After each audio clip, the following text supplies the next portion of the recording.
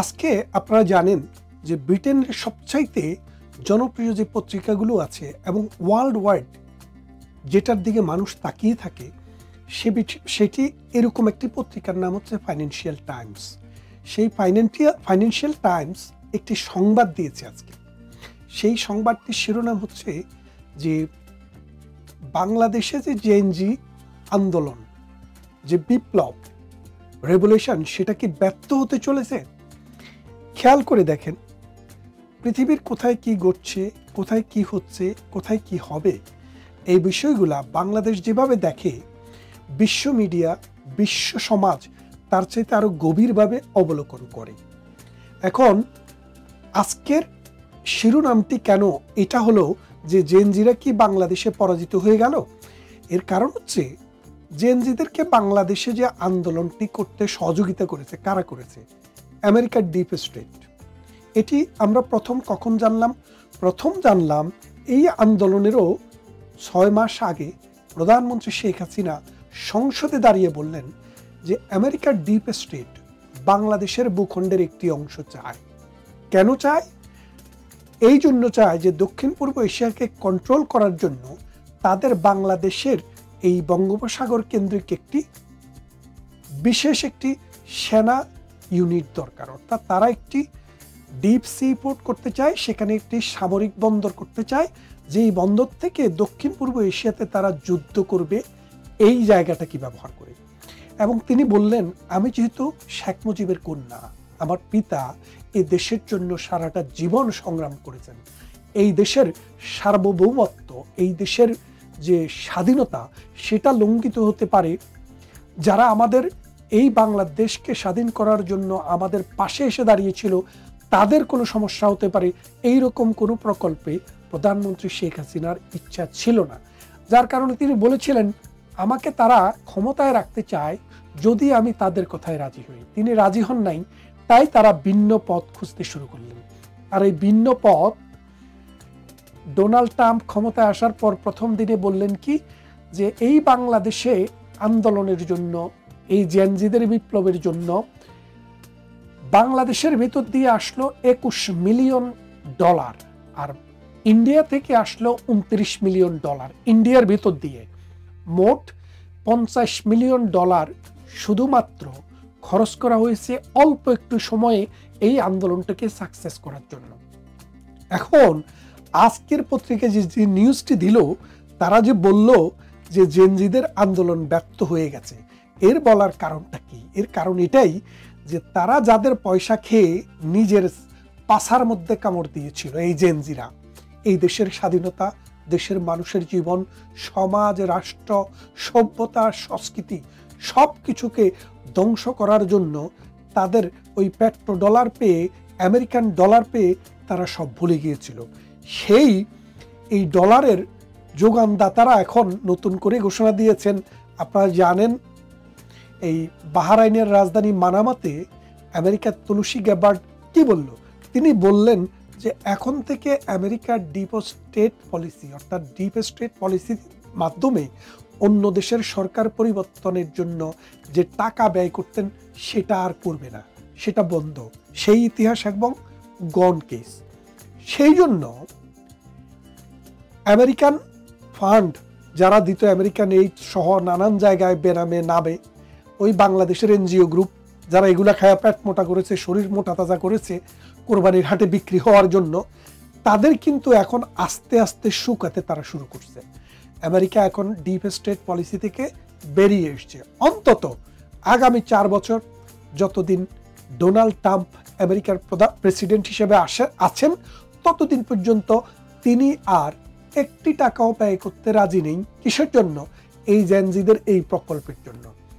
এবং আরো একটি বিষয়, জেএনজিরা চেয়েছিল পতাকা বদলিয়ে ফেলবে, মানচিত্র বদলিয়ে ফেলবে, জাতীয় সঙ্গীত বদলে ফেলবে, এটিকে একটি ইসলামী রাষ্ট্র করবে। কিন্তু জেএনজিদের কোনো কথাই বাংলাদেশে কার্যকর হয়নি। জেএনজিরা একটি সুষ্ঠু নির্বাচনের জন্য ক্ষেত্র তৈরি করতে পারেনি। জেএনজিরা এই দেশটাকে অস্থিতিশীল করার পর শিক্ষা ব্যবস্থায় ধস নেমেছে, অর্থনীতিতে ধস চরম পর্যায়ে, লক্ষ লক্ষ মানুষ বেকার হয়ে গেছে, অসংখ্য রিক্সাওয়ালা, ঠেলাওয়ালা, দিনমজুর, তাদের ইনকাম অর্ধেক নেমে গেছে, তারা মানবেতর জীবনযাপন করছে। এই রকম অবস্থায় বহির্বিশ্ব দেখলো যে ভোটের জন্য মানুষের কাছে গিয়ে তারা কি চাইবে। মানুষ কি বলতে পারবে যে আমরা কর্মসংস্থান সৃষ্টি করব? মানুষ কি বলতে পারবে যে আমরা শিক্ষা ব্যবস্থাকে উন্নত করেছি? পারবে না। তারা কি বলতে পারবে যে আমরা অবকাঠামো উন্নয়ন করব? তারা কি বলতে পারবে আমরা নারী শিক্ষাকে বৃদ্ধি করব? তারা কি বলতে পারবে সংখ্যালঘু সম্প্রদায়কে এই দেশে সুষ্ঠুভাবে, সুন্দরভাবে, শান্তিতে বসবাসের সুযোগ দিবে? তারা কি বলতে পারবে আপনার ঘরে চুরি হলে সেই চুরির বিচার হবে? তারা কি বলতে পারবে আপনার মেয়ে ধর্ষিত হলে সেই ধর্ষকের বিচার করতে পারবে? পারবে না। কারণ মানুষ গত 15 মাসে দেখেছে হত্যা, ধর্ষণ, রাহাজানি, খুন, ছিনতাই, গুম, জ্বালাও পোড়াও, বাড়ি জ্বালানো, বাড়ি দখল, গাড়ি দখল, জলমহল দখল, সমস্ত কিছু দখলে এই জেনজিরা নেতৃত্ব দিয়েছে। এখন বাংলাদেশের মানুষের কাছে গিয়ে চেহারা দেখাবার সুযোগ নেই। তারা এখন তলে তলে কেউ বিএনপির কাছে 20টা সিট চায়, 3 জন মন্ত্রী চায় যে আমাদেরকে 20টা সিট দাও এবং 3 জন মন্ত্রী দাও, আমরা তোমাদের সাথে থাকবো। আবার জামাতকে গিয়েও বলে আমাদেরকে 20টি সিটের নিশ্চয়তা দাও, 3 জন মন্ত্রী দাও, আমরা তোমাদের সাথে থাকবো। খেয়াল করে দেখেন, মানুষের চরিত্রের একটা বিশেষ দিক হলো মানুষ হয় মৌলবাদী চরিত্রের হবে, সাম্প্রদায়িক চরিত্রের হবে, ধর্মাশ্রয়ী চরিত্রের হবে, অথবা সেকুলার চরিত্রের হবে। বিএনপি মৌলবাদী চরিত্রের নয়, আর জামাতে ইসলামী মৌলবাদী চরিত্রের জন্ম থেকে।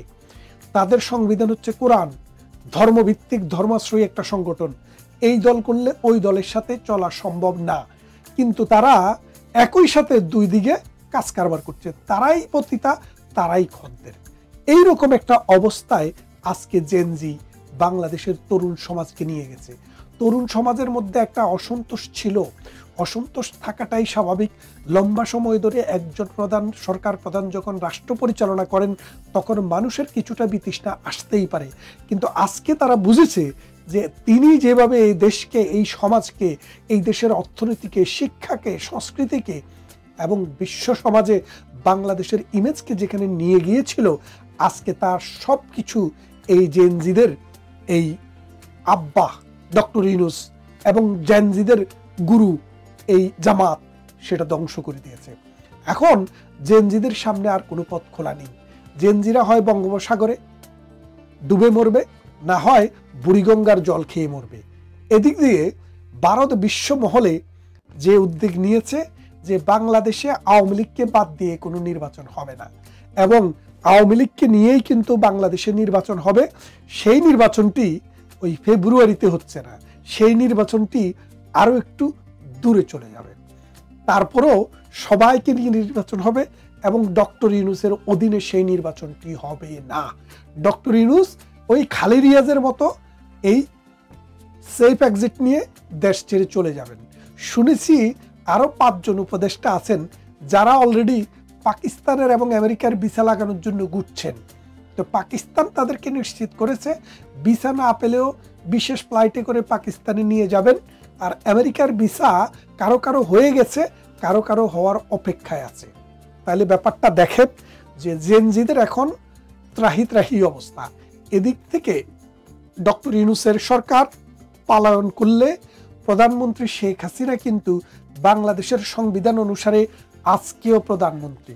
সুতরাং তিনি যদি দেশে ফেরেন, পুলিশ, আর্মি, আনসার, বিডিপি সবাই যদি সহযোগিতা করেন, তাহলে কিন্তু তিনি কিন্তু বাংলাদেশের প্রধানমন্ত্রী হিসেবেই ফিরবেন। দেশ শাসন করার জন্য নয়, দেশে গ্রহণযোগ্য ইনক্লুসিভ একটি নির্বাচন দেওয়ার জন্য। অপেক্ষা করুন, আরও অনেক খেলা পর্দার আড়ালে চলছে। আমরা যা দেখি সেটা আসলে সব কিছু না। আমরা তো এই জুলাই আন্দোলনে কোনো কিছুই দেখি নাই, কিন্তু এটা ঘটে গেছে। কিভাবে ঘটে গেল? ওই যে এই জেনজিদের বাপেরা হাজারে হাজারে টাকা দিয়েছে, অস্ত্র দিয়েছে এবং আর্মিদের একটা গ্রুপকে কিনে ফেলেছে, বিশ্ববিদ্যালয়ের শিক্ষকের একটি গ্রুপকে কিনে ফেলেছে, এনজিওগ্রামকে কিনে ফেলেছে। ঠিক তেমনিভাবে এখন ভারত চেষ্টা করছে প্রধানমন্ত্রী শেখ হাসিনা সহ অন্য সমস্ত দলের অংশগ্রহণে একটি সুষ্ঠু নির্বাচন, যার মাধ্যমে অ্যানার্কির অবসান ঘটবে এবং সুষ্ঠু ধারায় বাংলাদেশ আবার ফিরে যাবে। এখন একটা জিনিস খেয়াল করে দেখেন, জুলাই আন্দোলনের পর আওয়ামী লীগ কিন্তু নানান ফ্রন্টে কিন্তু যুদ্ধ করছে। সেই যুদ্ধটা কিসের যুদ্ধ? গণতন্ত্রের যুদ্ধ, সমাজতন্ত্রের যুদ্ধ, মূল্যবোধের যুদ্ধ, অসাম্প্রদায়িক চেতনার যুদ্ধ। এই যুদ্ধ আমাদের চলবেই। এখন 13 তারিখে এই নভেম্বর মাসের একটি অনুষ্ঠান, একটি বিশেষ একটি আন্দোলনের ডাক দিয়েছে আওয়ামী লীগ নেতারা। এটি হচ্ছে রিহার্সেল, অর্থাৎ প্রধানমন্ত্রী শেখ হাসিনা ফিরে আসার আগে এটি একটি রিহার্সেল হচ্ছে। এবং শুধু এই আন্দোলন নয়, আরও বড় আন্দোলন হবে রংপুর থেকে, রাজশাহী থেকে, খুলনা থেকে, ফিরোজপুর থেকে, বরিশাল থেকে, কুমিল্লা থেকে, চট্টগ্রাম, রাজশাহী, যশোর, সব অঞ্চল থেকে লক্ষ লক্ষ কর্মী ঢাকায় জড়ো হবে। কতজনকে তুমি মারতে পারবা, তোমার বিচার হবে। এবং এই আওয়ামী লীগের কর্মীরা মাঠ ঘাট, পথ, রাস্তা, রাজপথ সবকিছু দখল করে নিবে এবং এই বাংলাদেশে আবার একটি তত্ত্বাবধায়ক সরকারের অধীনে সকল দলের অংশগ্রহণে নির্বাচন নিশ্চিত করবে। আপনারা যারা কর্মীরা আছেন, মনোবল ভাঙার দরকার নাই। মনে রাখেন, ডক্টর ইউনূসের এখন আর বেলা শেষ, কারণ তার যে ডিপ স্টেট, সেই ডিপ স্টেট এখন আর নাই। এবং পশ্চিমা বিশ্ব প্রধানমন্ত্রী শেখ হাসিনাকে প্রতিদিন যেভাবে নানান মিডিয়াতে নিয়ে তাকে হাইলাইট করছে, তারা বলতে চাচ্ছে যে বাংলাদেশে প্রধানমন্ত্রী শেখ হাসিনা না থাকলে এটা একটা মৌলবাদী রাষ্ট্র হবে, এটা একটা জঙ্গিবাদ উৎপাদন করবে, পাকিস্তান, আফগানিস্তান এবং সিরিয়ার দোসর হবে। বিশ্ব এটা এফোর্ড করতে পারবে না। তাই প্রধানমন্ত্রী শেখ হাসিনা আসার পথ সুগম হচ্ছে। আপনারা তৈরি হন, তিনিও তৈরি হচ্ছেন। কথা হবে অন্য কোনো ভিডিওতে, অন্য কোনো ইস্যুতে। ভালো থাকবেন ততক্ষণ। বাংলাদেশের রাজনীতি নিয়ে ভারত ক্রমশ অধৈর্য হয়ে পড়েছে। ইন জেনারেল ভারতের যে চাণক্য নীতি, এই চাণক্য নীতির একটা প্রধান বৈশিষ্ট্য হলো খুব ধীর এবং স্থির।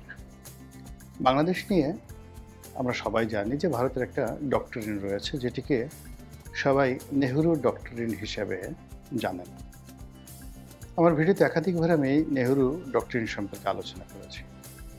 সেটা নিয়ে আমি আবার বলছি, যখন দেশ বিভাগ হলো, অর্থাৎ পাকিস্তান হলো আর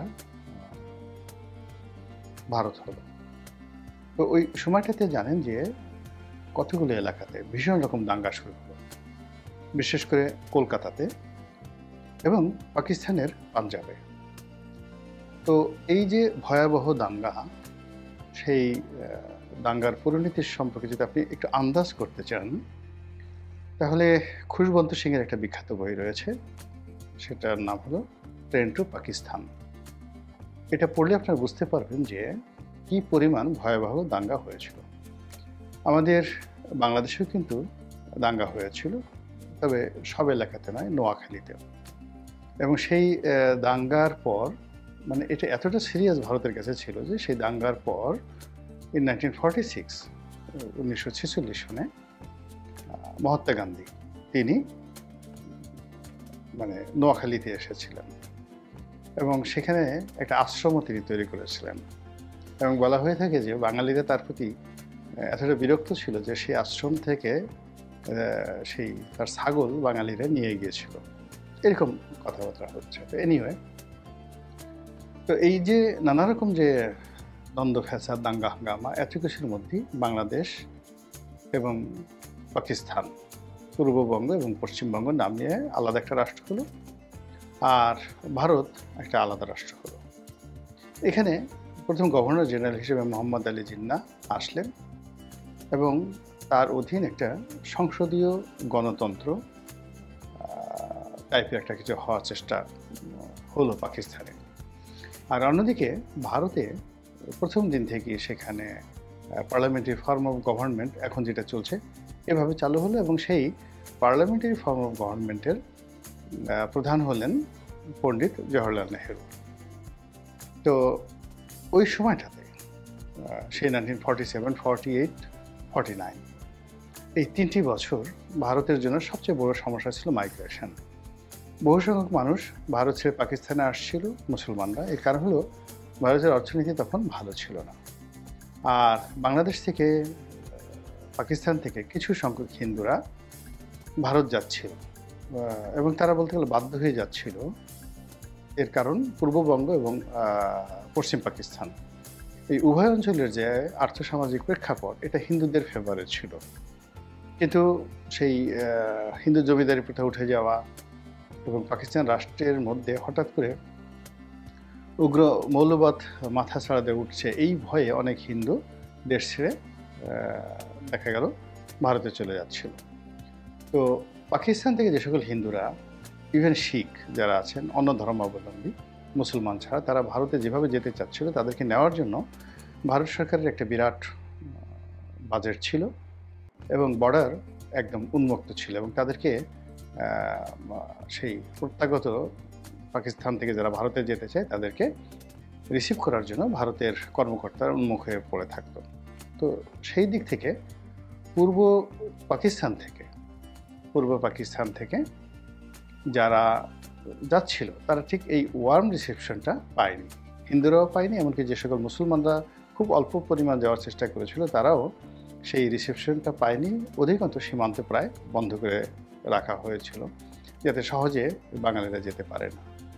তো এই বিষয়টা নিয়ে যখন পণ্ডিত জওহরলাল নেহরুকে জিজ্ঞাসা করা হলো, তিনি তখন বললেন যে বাংলাদেশের যে জন্মটা, এটা হয়েছে একটা বাই অ্যাক্সিডেন্ট, এটা হওয়ার কথা না, এটা ভারতের অংশ ছিল, আগামীতে ভারতের অংশ হবে। ফলে ওখান থেকে যারা আসছে তাদের তো আসার দরকার নেই, আমরা আর কিছুদিন পরে যখন ওটা ভারতের অংশ হয়ে যাবে, তখন তো তারা ওই দেশেই থাকতে পারবে ওদের মতো করে, কাজেই এখানে এই মাইগ্রেশনটা আমি আসলে অ্যালাউ করব না। তো এই যে তার যে মন মানসিকতা, এই মন মানসিকতার উপর ভিত্তি করে যে একটা ডক্ট্রিন তৈরি হয়েছিল, সেটিকে বলা হয় নেহরু ডক্ট্রিন। এবং যখনই নেহরু ডক্ট্রিন হয়েছিল, ঠিক একই সময় কিন্তু বার্মা অ্যাক্ট, এই যে মায়ানমার অঞ্চলে যে আমেরিকার আধিপত্য, এটাও কিন্তু ওই সমসাময়িক, অর্থাৎ বলা হয়ে থাকে যে নেহরু ডক্ট্রিনের সময়কাল 1953 সন, আর বার্মা অ্যাক্টেরও সময়কাল 1953 সাল, একই সঙ্গে কিন্তু দুটো জিনিস হয়েছে। তো সেই বার্মা অ্যাক্ট যেভাবে এখন এই 2025 সনে এসে আমাদের গলার কাটা হয়ে দেখা দিয়েছে, আমাদের স্বাধীনতা সার্বভৌমত্ব নিয়ে টানাটানি শুরু হয়েছে, একইভাবে নেহরু ডক্ট্রিন বাস্তবায়ন করার জন্য ভারত কিন্তু এই সময়টিকে সবচেয়ে তারা মোক্ষম এবং উল্লেখযোগ্য সময় হিসেবে মনে করছে। আমরা 1971 সনে মহান মুক্তিযুদ্ধে ভারতের অবদান অবশ্যই অস্বীকার করি না, কিন্তু তার সঙ্গে সঙ্গে আমাদের কতগুলো ভয়, দুটো মেজর ভয়। একটা হলো হায়দ্রাবাদে যে ঘটনা ভারত ঘটিয়েছে, আর সিকিমে যে ঘটনা ঘটেছে। এই দুটো প্রদেশ বা রাজ্য, দেশীয় রাজ্য, তারা যেভাবে দখল করে নিয়েছে, এটা আমাদের জন্য আতঙ্ক। অন্যদিকে কেন্দ্রীয় সরকার যেভাবে কাশ্মীরের উপর জুলুম অত্যাচার করে মুসলমানদের উপর, যেভাবে আসামের মুসলমানদের উপর যেভাবে জুলুম অত্যাচার করে, সেদিক থেকে আমরা বাংলাদেশে যারা আছি, আমাদের জন্য ভারত সবসময় একটা মানসিক যন্ত্রণা তৈরি করে রেখেছে। ফলে এই বাংলাদেশে সেই 1947 থেকে এখন অবধি ভারত বিরোধী একটা মনোভাব কিন্তু সবসময় ছিল। আর অন্যদিকে যারাই ভারতের পক্ষে দাঁড়ানোর চেষ্টা করেছেন, বা যাকে বলা হয় ভারতের তাবেদার হওয়ার চেষ্টা করেছেন, ভারত বন্ধু হওয়ার চেষ্টা করেছেন, আমাদের দেশের সাধারণ মানুষ তাদেরকে কখনোই স্বাভাবিকভাবে গ্রহণ করেনি। তো এনিওয়ে, সেই কাগজ কলমের যে কথা, সেই কথার বাইরে যেটি হলো যে যেহেতু আমরা একটা ল্যান্ড লক কান্ট্রি, আমাদের সমুদ্র আছে, কিন্তু সমুদ্রের মহীসোপান পাড়ি দিলেই যে জলভূমি, সেই জলভূমির উপর ভারতীয় নৌবাহিনীর একছত্র আধিপত্য। ভারত যদি আমাদের কর্ণফুলীর মোহনায় যে মহীসোপান রয়েছে, তার একটু অদূরে তাদের নৌবাহিনী মোতায়েন করে, তাহলে আমরা একটু নড়তে পারবো না।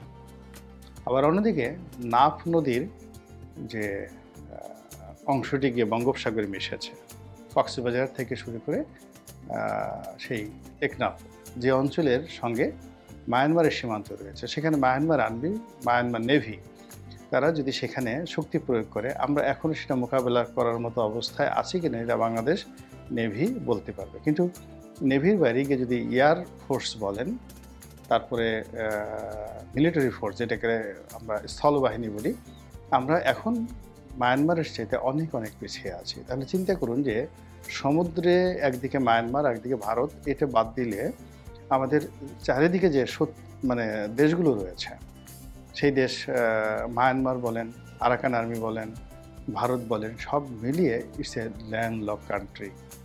তো ভূমি দ্বারা আমাদেরকে একেবারে তালা চাবি দিয়ে আটকে রাখা হয়েছে, এবং যার একটা বিরাট অংশ, সম্ভবত 98% আমাদের সীমান্ত ভারতের সঙ্গে। তো সেই ভারতের সেই সীমান্তে থাকার কারণে আমাদের মধ্যে আতঙ্ক, ভয়, আবার ভারতের যে দাদাগারি, এটা আমাদেরকে মেনে নিতে হয়েছে। যারা এই রাষ্ট্র ক্ষমতায় এসেছেন কিংবা আমাদের সেনাবাহিনী যারা আছেন, তারা খুব ভালো করে জানেন যে আমাদের সঙ্গে যদি ভারতের মানে কন্ট্রাডিকশন অ্যান্ড কনফ্লিক্ট হয় মিলিটারি পয়েন্ট অফ ভিউ, আমরা কতক্ষণ টিকে থাকতে পারবো। এটা আপনি আমি না বুঝলে, আমরা অনেকে জিহাদ করতে চাই, অনেকে যুদ্ধ করতে চাই, কিন্তু আমাদের সেনাবাহিনী তারা খুব ভালো করে জানে যে এই মুহূর্তে ভারতের সঙ্গে বা মায়ানমারের সঙ্গে যদি আমাদের সত্যিকার যুদ্ধ লাগে, তাহলে আমরা কয় ঘন্টা, কয় দিন, কয় বছর টিকতে পারবো। মধ্যপ্রাচ্যে হামাস যে কাজটা করছে বা হামাস যেভাবে পারছে, আমাদের এই ধরনের যুদ্ধের ইতিহাস, হামাসের এই যুদ্ধের ইতিহাস অন্ততপক্ষে 6-7 হাজার বছর আগের। মানে বংশগতভাবে, জেনেটিকভাবে তাদের মধ্যে সেই যুদ্ধের অভ্যাস আছে। হুতিরা যুদ্ধ করছে, তাদের একই অবস্থা। সেই ইয়ামেনের হাদ্রামৌত থেকে শুরু করে সিরিয়া, সেই সিরিয়ার বনু আমালিক, তারপরে আপনার এখানে জেরুজালেম, তারপরে নাবলুস, এরপর পশ্চিম তীর, গাজা, এই এলাকায় যে বনি ইসরায়েলীদের যে ইতিহাস, আর্য ইতিহাস, সেমেটিক ইতিহাস, সেই ইতিহাসের সঙ্গে যদি আপনি বাংলাদেশের দ্রাবিড় সভ্যতার ইতিহাস বর্ণনা করেন, তাহলে দেখবেন যে আমরা আসলে যুদ্ধ কখনো করিনি। মূলত বিভিন্ন যে সকল যোদ্ধা জাতি, তারা যখনই আসছে, আমরা একেবারে দ্বিধার্থে আত্মসমর্পণ করেছি। কেবলই মাত্র 1971 সনে আমরা যুদ্ধ করেছি, এর বাইরে আমরা আসলে যুদ্ধ করিনি। তো এই ইতিহাস আপনাকে জানতে হবে। তো সেই ইতিহাসের কারণে কি হচ্ছে, ভারত সম্পর্কে আমাদের ভীতি সেই 1947 থেকে আজ অবধি প্রবলভাবে তাড়া করছে, এবং এরই মধ্যে 2009 থেকে একেবারে 2025 পর্যন্ত ভারতের যে আধিপত্যবাদ, যখন আওয়ামী লীগের ক্ষমতায় ছিল, এটি রীতিমতো এস্টাবলিশড হয়ে গিয়েছিল। এটি নিয়ে বলার কিছু ছিল না, চিন্তা করার কোনো বিকল্প ছিল না। আমরা যেটা মনে করতাম যে এখন আওয়ামী লীগ মানেই ভারত, এবং ভারত এখানে যাইছে তাই করতে পারছে, নরেন্দ্র মোদী যেভাবে ইচ্ছে সেভাবে আসতে পারছেন, যেতে পারছেন, এবং সেটা তারা করেছেন। বাংলাদেশের সঙ্গে তাদের যে 2009 থেকে 25 পর্যন্ত যে সকল বাণিজ্যিক চুক্তি হয়েছে, সামরিক চুক্তি হয়েছে, যে সকল অর্থনৈতিক কৌশলগত চুক্তি হয়েছে, তো সেইগুলো মানে ভারতের জন্য, অর্থনীতির জন্য, ওই দেশটির জন্য একটা ম্যাগনা কার্টা। ভারতের 7 সিস্টার্সকে নিয়ে, তিব্বত নিয়ে, কিংবা সিকিমের যে অংশটি নিয়ে চীনের সঙ্গে ভারতের বিরোধ রয়েছে, সেই ক্ষেত্রে ভারতের 1 নম্বর মাথা ব্যথা হলো বাংলাদেশের এই ভূখণ্ড। এবং এখানে বার্মা অ্যাক্ট হোক কিংবা আরাকান আর্মি সেই মিয়ানমারে তারা ক্ষমতা দখল করুক, অথবা মিয়ানমারের জান্তা সরকার, সামরিক সরকার এখন যেভাবে আছে, তারা যেভাবে ক্ষমতায় সেভাবেই থাকুক, তাতে করে এই যে বাংলাদেশের সম্পর্কে তাদের যে আতঙ্ক, ভারতের আতঙ্ক, দিল্লির আতঙ্ক এক চুলও কমেনি। ফলে কৌশলগত কারণে বাংলাদেশকে নিয়ে যেমন তারা খুব চিন্তিত, আর এখানে এই কৌশলগত কারণেই ভারত আওয়ামী লীগকে তাদের 1 নম্বর জানি, মানে হৃদয়ের, পরাণের, কলিজার যে বন্ধু, সেই বন্ধু হিসেবে তারা গ্রহণ করেছে। মাঝে মধ্যে আওয়ামী লীগের সঙ্গে বঙ্গবন্ধুর জমানা থেকে বারবার ভুল বোঝাবুঝি হয়েছে, 1996 সনেও হয়েছে। শেখ হাসিনার কে তারাই মনে করেছিল যে যেভাবে তারা শেখ হাসিনাকে চালাতে চাচ্ছিলেন 96 থেকে 2001, শেখ হাসিনা আসলে ওইভাবে চলতে চাননি। ফলে 2001 সনে ঠিক গণতান্ত্রিক পদ্ধতিরই ক্ষমতার পালাবর্তন হয়, এবং সেখানে শেখ হাসিনা তো মুখে কোনো কিছু আটকায় না, তিনি পার্লামেন্টে উঠে বলে দিলেন যে আমার কাছে এভাবে গ্যাস চেয়েছিল। তো সেই গ্যাস পরবর্তীতে আমরা দেখলাম যে 2001 সনে টাটা স্টিল কোম্পানিকে বাংলাদেশে গ্যাস দেওয়ার জন্য, জমি দেওয়ার জন্য সেই বিশাল তোড়জোড় হলো, কিন্তু শত চেষ্টা করে সেই জিনিসটা তখন আসলে আওয়ামী লীগ করতে দেয়নি। তো এই কারণে ভারত আসলে আওয়ামী লীগকে ওই মুহূর্তে বিশ্বাস করতে পারেনি। কিন্তু পরবর্তীতে 1/11-এর পরে যে পরিবেশ পরিস্থিতি তৈরি হলো বা 2001 থেকে 2006 সনে বিএনপি জমানাতে ভারত যে হিসাবপত্রগুলো তাতে দেখলো যে 96 থেকে 2001 পর্যন্ত শেখ হাসিনা একটু এদিক ওদিক করলেও আওয়ামী লীগ তাদের জন্য নিরাপদ ছিল। আর 2001 সন থেকে 2006 সনে বিএনপি তাদের ব্যাপারে অনেক লিবারেল ছিল, কিন্তু শেষমেশ বিএনপি আসলে তাদেরকে কিছুই দিতে পারেনি। জনগণকে বাগে রেখে ভারতের পক্ষ অবলম্বন করে সেটা তো পারেনি। অতিরিক্ত যে জঙ্গিবাদ চালু হয়েছে, অতিরিক্ত যে বাংলা ভাই, আনসারুল্লাহ বাংলা টিম, শায়েক আব্দুর রহমান, এই নামগুলো যখন তৈরি হয়ে গেছে, এটি ভারতের জন্য একটা রীতিমতো যাকে বলা হয় মৃত্যু ঝুঁকি। এর কারণ হলো আমাদের যে 7 সিস্টার, সেই 7 সিস্টার্সকে কেন্দ্র করে বিশাল মুসলিম জনগোষ্ঠী বসবাস করে। ফলে বাংলাদেশে যদি একটা মুসলিম উগ্রবাদী সংগঠন ক্ষমতায় থাকে বা এখানে যদি অনেকগুলো লস্করে তৈয়বার মতো শক্তিশালী ইসলামী সংগঠনগুলো তৈরি হয়ে যায়, তাহলে ভারত তার অখণ্ডতা বজায় রাখতে পারবে না। এই 7 সিস্টার্সে গণ্ডগোল লাগবেই। ত্রিপুরা, আসাম, মেঘালয়, পশ্চিমবঙ্গ, এই এলাকাগুলো ভীষণ রকম অস্থির হয়ে যাবে। ফলে কি হলো, সেই 1/11-এর সময় থেকে, 1/11 ঘটিয়েছে ভারত, এবং 1/11-এর সময় থেকেই আওয়ামী লীগকে তারা আবার পুনরায় বেছে নেয়। আবার এই যে 2023-24 থেকে আওয়ামী লীগের সঙ্গে তাদের দূরত্ব তৈরি হয়ে যায় মূলত চীনকে কেন্দ্র করে। শেখ হাসিনা প্রাণান্ত চেষ্টা করেছেন ভারতের বলয় থেকে বের হয়ে একটা আলাদা স্বতন্ত্র বজায় রাখার জন্য, কিন্তু সেটা পারেননি। অন্যদিকে ভারতও তাকে একটা শিক্ষা দেওয়ার জন্য এই যে আমেরিকার যে ডিপ স্টেট পলিসি, এই ডিপ স্টেট পলিসির সময় তারা চোখ বুজে থেকেছে। তো এখন আওয়ামী লীগের সঙ্গে ভারতের যে ভুল বোঝাবুঝি, এটা দূর হয়ে গেছে। ভারতও বুঝতে পেরেছে, আওয়ামী লীগও বুঝতে পেরেছে। এখন সেটা বাংলাদেশের পক্ষ বিপক্ষ সেটা আলাদা বিষয়, কিন্তু তাদের মধ্যে যে এখন সম্পর্কটা, সেই সম্পর্কটা অনেকটা যাকে বলে হরিহর আত্মার মতো হয়ে গেছে। অন্যদিকে বাংলাদেশে এখন নির্বাচন খুব কাছাকাছি চলে আসছে, ফেব্রুয়ারি মাসে নির্বাচন চলে আসছে, নির্বাচনের জোয়ার বইছে, এবং কোনোভাবে যদি নির্বাচন হয়, এখানে বিএনপি শক্তিশালী দল হিসেবে সরকার গঠনের সম্ভাবনা খুব প্রবল।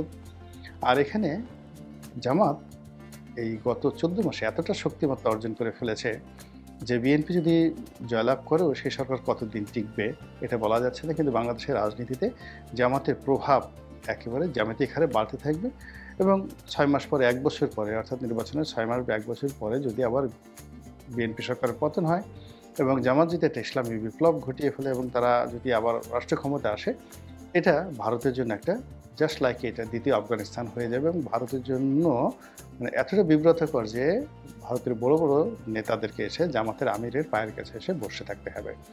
এবং এটা যে বিএনপিকে ক্ষমতায় আসার পর দ্বিতীয় বিপ্লব হবে, নট লাইক দ্যাট, এই বিপ্লবটা এখনও হওয়ার সম্ভাবনা দেখা দিয়েছে। এটাই হলো ভারতের যে সকল থিঙ্ক ট্যাঙ্ক রয়েছেন, পত্রপত্রিকা রয়েছে, গোয়েন্দা সংস্থা রয়েছে। তো গোয়েন্দা রিপোর্ট আমরা জানি না, কিন্তু ভারতীয় পত্রপত্রিকা, মিডিয়া, ইউটিউব, সোশ্যাল যে সকল মিডিয়া রয়েছে, সেখানে যে সকল আলাপ আলোচনা হচ্ছে, এইভাবেই আসলে ভারত বাংলাদেশকে চিত্রিত করার চেষ্টা করছে, যেখানে একটি দক্ষিণপন্থী গ্রুপের দ্রুত উত্থান হচ্ছে, এবং এই উত্থানটা তাদের উত্থানটা আগে হবে, তারা রাষ্ট্র ক্ষমতা আগে দখল করবে না বিএনপি ভোটে বিজয়ী হয়ে রাষ্ট্র ক্ষমতা লাভ করবে, এই বিষয়টি 50-50 এখনও পর্যন্ত বলা যাচ্ছে না। আমরা বাংলাদেশে বসে অনেক কিছু আমরা যেভাবে দেখি, আসলে বিশ্ব মিডিয়া বা বিশ্বের যে কূটনৈতিক সূত্রগুলো তারা অন্যভাবে দেখে।